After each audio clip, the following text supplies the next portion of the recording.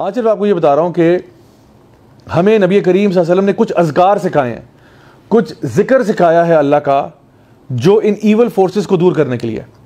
ہماری لائف میں کبھی کبھار چیزیں میس اپ ہو جاتی ہیں, اس لیے ہو جاتی ہیں کیونکہ ہمارے ساتھ کوئی نیگیٹو فورسز اٹیچڈ ہوتی ہیں, یعنی جنات وغیرہ جو ہیں ہمیں ہارم کرنا چاہ رہے ہوتے ہیں. اس کی بھی وجہ ہے کہ کیوں کرنا چاہ رہے ہوتے ہیں.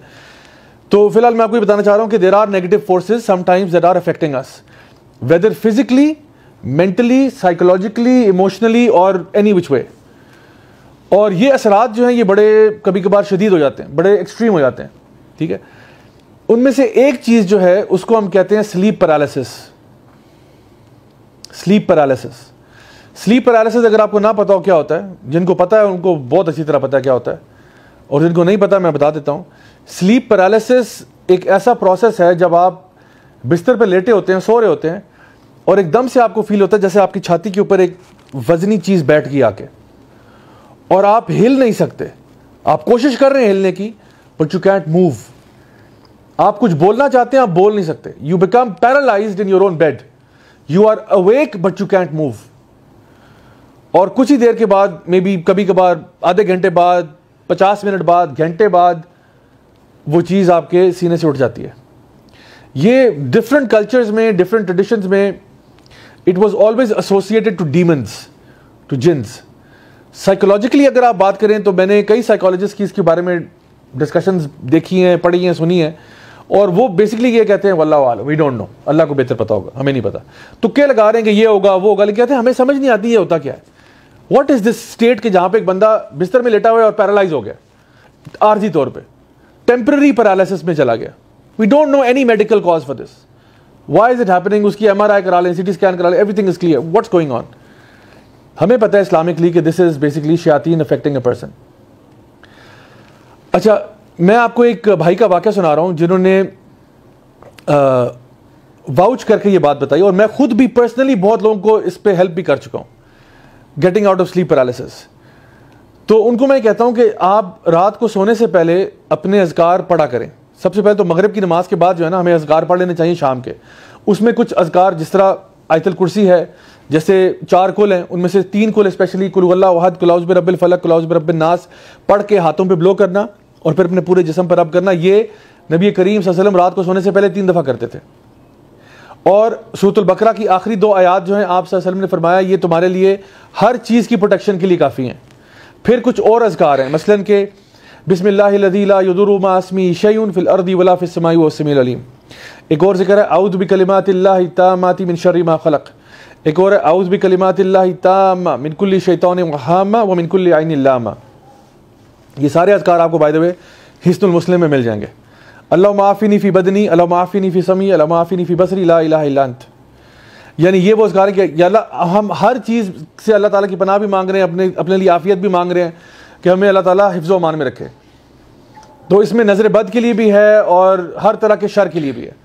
اور جس طرح ہم سورہ فلق اور ناس میں پڑھتے ہیں من شر الوسواس الخناس, ٹھیک ہے, الذی یوسوس فی صدور الناس من الجنۃ والناس. تو یہ اللہ تعالیٰ کی حفاظت میں ہم آ جاتے ہیں.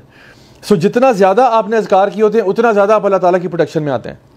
جن بھائی کا تذکرہ میں کر رہا تھا انہوں نے مجھے کہا کہ میں نے یہ ریپیٹیبل چیز دیکھی ہے, ریپیٹیبل, کہ جب میں رات کو سوتا تھا اور مجھے سلیپ پیرالسس میں ایکسپیرینس کرتا تھا تو کہتے ہیں جیسے ہی میں بولنا اپنے مطلب ہوش میں تھا اور میں موو نہیں کر سکتا, تو میں بڑی مشکلوں سے نا میں کہتا تھا اعوذ باللہ من الشیطان الرجیم, بولنا چاہ رہا ہوں لیکن مجھے کوئی بولنے نہیں دے رہا, اور میں زور لگاتا, بہت زور لگاتا, اعوذ باللہ, اور کہتا فائنلی جب میں بول لیتا تو وہ ایسے چیز ہٹ جاتی جیسے کہ بالکل ڈسپیئر ہو گئی.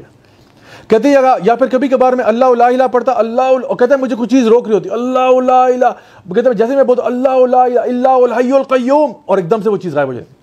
کہتے ہیں میں نے بار بار یہ کیا, بار بار یہ کیا, every single time it's worked, every single time. جن بردر کو میں نے ریکمینڈ کیا تھا وہ کہتے تھے مجھے رات کو نا میں سوتا ہوں تو مجھے پرابلم ہوتا ہے. ہم نے ان کو ریکمینڈ کیا کہ آپ نا صبح شام کے اذکار پڑھا کریں, شام کے اذکار خاص طور پہ. تو ان کا رات والا مسئلہ ٹھیک ہو گیا, الحمدللہ رات والا ٹھیک ہو گیا. لیکن پھر کیا ہوا, وہ کہتے ہیں فجر کی نماز کے بعد جب میں سوتا ہوں تب مجھے ہوتا ہے. تو میں نے کہا کہ نبی کریم صلی اللہ علیہ وسلم کی حدیث ہے کہ جب آپ رات کو سونے سے پہلے آیت الکرسی پڑھتے ہیں تو آپ کے بستر کے ساتھ ایک فرشتہ تعینات ہوتا ہے آپ کی حفاظت کے لیے، جو صبح فجر تک آپ کی حفاظت کرتا ہے. فجر کے بعد وہ چلا جاتا ہے. تو فجر کی نماز کے بعد آپ نماز پڑھ کے فوراً سے بستر میں گھس گئے، now you don't have any protection. تو نماز پڑھنے کے بعد اپنے اذکار کرنا ضروری ہے. تو الحمدللہ جب ان کو ریکمینڈ کیا تو یہ کرنے سے فائدہ ہوا، یعنی کہ رات کو ذکر کر لیا، صبح فجر کی نماز کے بعد یہ نہیں کیا کہ نماز پڑھ کے فوراً منہ سر لپیٹ کے سو گئے، ایسے نہیں، اذکار کیے اپنے صبح شام. اور جو میں نے حفاظت کی دعائیں بتائی ہیں خاص طور پہ یہ، یا پھر قل اللہ احد، قل اعوذ برب الفلق، قل اعوذ برب الناس پڑھا، ہاتھوں پہ بلو کیا ایسے کر کے، اور پورے جسم پہ ہاتھ رب کیے جہاں تک ہاتھ پہنچتے ہیں. 3 دفعہ یہ پروسیس کیا، الحمدللہ نو پرابلم آفٹر دیٹ. سو میں آپ کو بتا رہا ہوں کہ یہ جو اذکار بتائے گئے ہیں یہ آپ کی حفاظت کے لیے. ایک تو ویسے ہی اللہ کا ذکر اکبر ہے، وَلَا ذِكْرُ اللَّهِ اکبر، وہ تو ویسے ہی ہے. It is the best of deeds. It is the deed that will raise your ranks the most. It is better than spending gold and silver in the path of Allah. It is better than jihad fi sabilil Allah. وہ تو ویسے ہی ذکر کے فائدے ہیں اتنے سارے. لیکن سب سے بڑا ایک فائدہ یہ بھی ہے کہ آپ اللہ تعالیٰ کے حفظ و امان میں آ جاتے ہیں، آپ ہر قسم کے شر سے بچ جاتے ہیں. گاڑی میں قرآن رکھنے سے کچھ نہیں ہوتا، قرآن پڑھنے کے لیے نازل کیا گیا ہے، ڈیکوریشن پیس کے طور پہ نہیں ہے. لوگ کیا کرتے ہیں، تعویذ پہن لو، قرآن گاڑی میں رکھ لو، فلان جگہ پہ قرآن رکھ لو، اس سے کیا ہوگا؟ اللہ نے یہ جو ذکر اذکار بتائیں یہ پڑھنے کے لیے ہیں. یعنی اللہ تعالیٰ کہہ رہے ہیں ذکر کیا کرو، ذکر ٹانگا کرو. قرآن مجید میں کوئی آیت نہیں ہے ایسی، نبی کریم کی کوئی ایسی حدیث نہیں ہے کہ ذکر کو ٹانگ لیا کرو. ذکر کرنے کے لیے اللہ کو یاد کرنا، دل میں اللہ تعالیٰ کو یاد کرنا، اپنے دماغ میں اللہ کو یاد کرنا، منہ سے زبان سے اقرار کرنا، زبان سے کہنا اللہ اکبر اللہ اکبر. تو یہ ساری چیزیں، اور ان اذکار کے پھر خود بہت سارے فائدے ہیں. یعنی ایسے اذکار ہیں جو زمین و آسمان کو نیکیوں سے بھر دیتے ہیں.